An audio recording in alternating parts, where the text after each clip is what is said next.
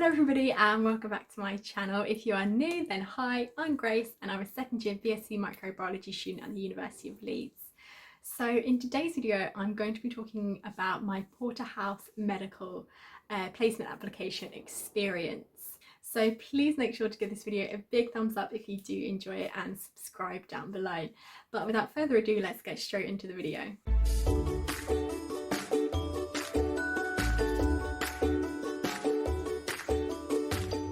So this is my final video on my placement application experiences. I did want to quickly mention that I did apply for some other roles. I applied for a few sort of as backup roles. So one of them I applied for was sort of a more HR, PR role with Northern Rail. So that was quite out there as well.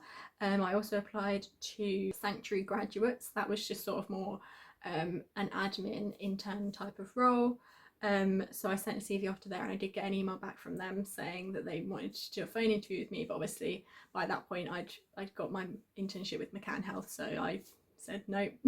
Sorry, I've already got an internship, or a placement rather.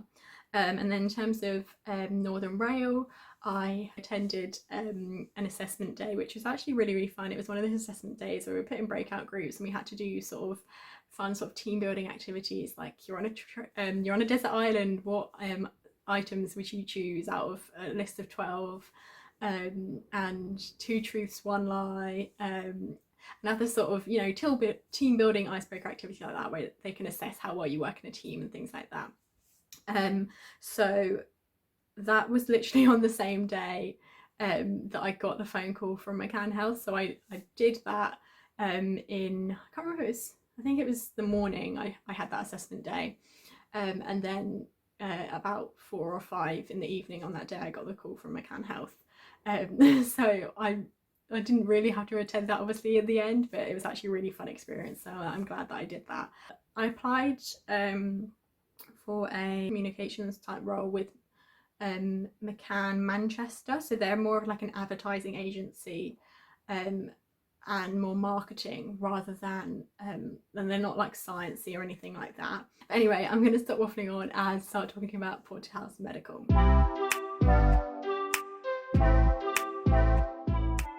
So the way that I found out about this role was actually by being proactive, and this is definitely a top tip of mine. So back when I was really interested in medical writing, I went onto LinkedIn, I literally typed in medical writer and it popped up with lots of people who are medical writers in the UK, and I connected with lots of them and sent them a message asking if their company did placements of any type. And one of them, Synergy Medical, someone got back in touch with me and I ended up having a call with one of their HR team just about like what I expected from a placement and how that would help and things like that. And unfortunately they said that they couldn't accommodate a placement, but they would definitely look forward to if I wanted to apply in the future for a graduate role, for example.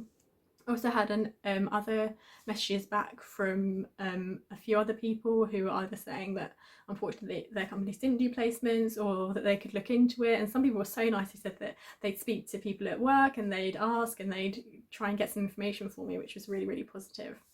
And then one of them was Porterhouse Medical.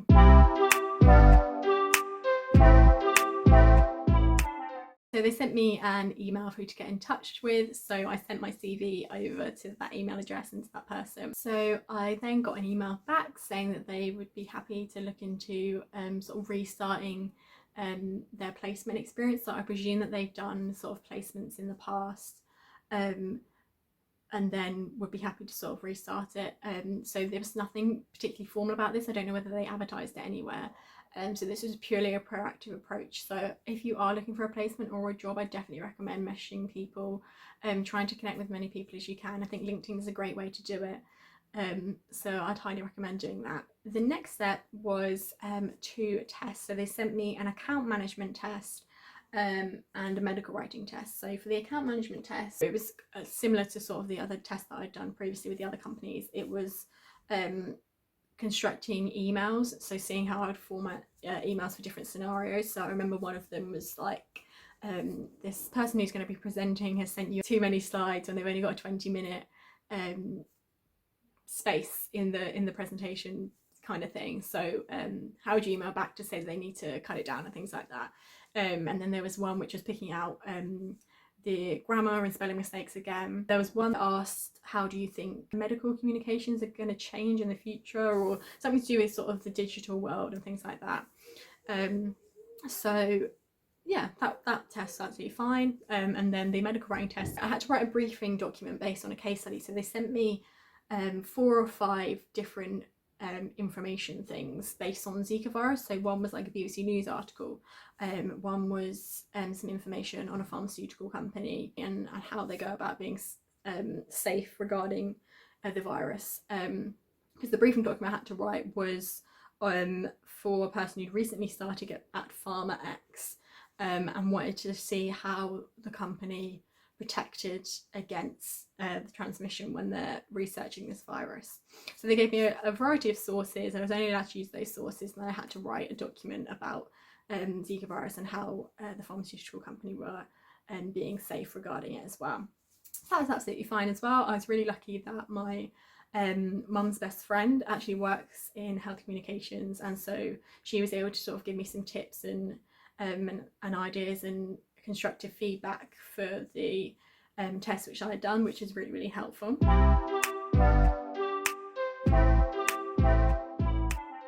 After I sent across my tests, I then got an email back saying that they would like to interview me. Unfortunately, by this point, I had already accepted my McCann Health internship placement. So I think it was a couple of weeks after they actually emailed me back. So there was quite a gap between the different stages of the thing. So I sent across the tests. They sent me an email back saying they'd be in touch in a few weeks' time. And by the time they did get back in touch, I'd already accepted my placement at McCann Health. So obviously I said to them that unfortunately I'd already accepted a placement.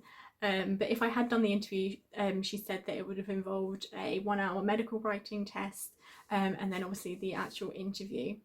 So I can't say how that went because I obviously didn't attend or couldn't attend as I'd already accepted a placement. But I presume that it would have been positive. The emails I received were really positive and really seemed friendly anyway.